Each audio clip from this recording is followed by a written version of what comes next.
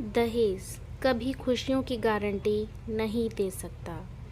एक सुंदर सी कन्या अनामिका कॉलेज में अपना ग्रेजुएशन पूरा करती है।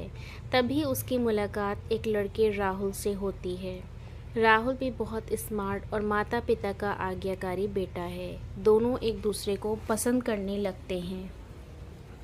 दोनों का ग्रेजुएशन पूरा होते ही राहुल अपने शहर में जॉब करने लगता है और लड़की भी एक अच्छी जॉब कर रही है। दोनों ने निर्णय लिया कि अब माता पिता से शादी की बात करने का वक्त आ गया है। लेकिन परेशानी ये है कि दोनों की कास्ट अलग अलग हैं। राहुल के समाज में दहेज बहुत ज़रूरी है, जो कि नकद में होता है। उसके अलावा कई तरह के गिफ्ट्स और गहने की भी मांग की जाती है। राहुल ने अनामिका को ये स्थिति स्पष्ट की और कहा, घर वालों को मनाओ, अगर तुम सभी मांगे पूरी करवाती हो तो मेरे माता पिता तुम्हें पलकों पर बिठाएंगे।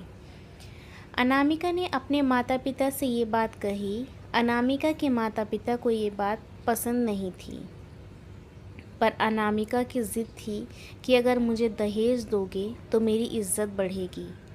अनामिका के माता पिता सक्षम भी थे, बिना मांगे भी अनामिका को बहुत कुछ दे सकते थे, पर उन्हें इस तरह दहेज की मांग करने वाले लोग पसंद नहीं आ रहे थे।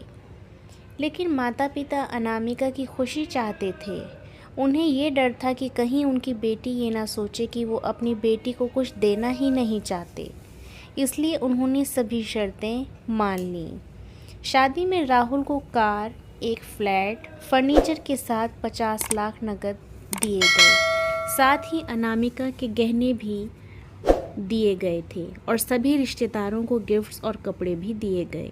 शादी बहुत धूमधाम से की गई, यहाँ तक कि कोई कमी नहीं छोड़ी गई। अनामिका को मन ही मन ये गुमान था कि कास्ट अलग होने के बावजूद माता पिता ने उसकी शादी ससुराल के हिसाब से की है। अनामिका को विश्वास था कि उसे बेटी बनाकर ही रखा जाएगा। उसे वही प्यार दिया जाएगा जो उसके माता पिता ने दिया, क्योंकि उसने अपने ससुराल वालों का मान रखा है।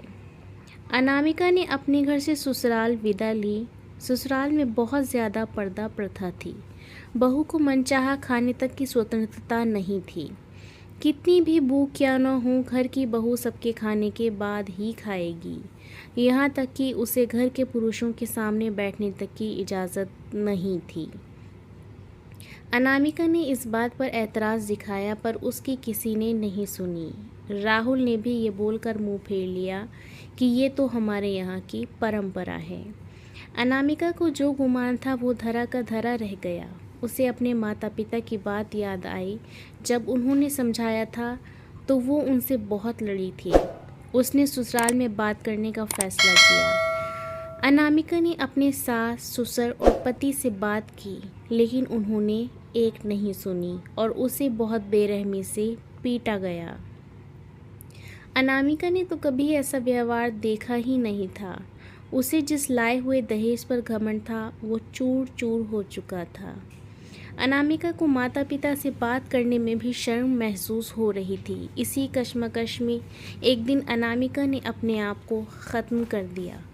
माता पिता को जब ये पता चला तो उन्हें अपनी गलती का एहसास हुआ कि वक्त रहते समझा होता तो बेटी साथ होती। जो लोग दहेज पर बेटी की शादी करते हैं उनकी सोच हर तरह से छोटी होती है। जो बेटे को नीलाम कर सकते हैं वो किसी और की बेटी को कैसे अपनी बेटी बना सकते थे।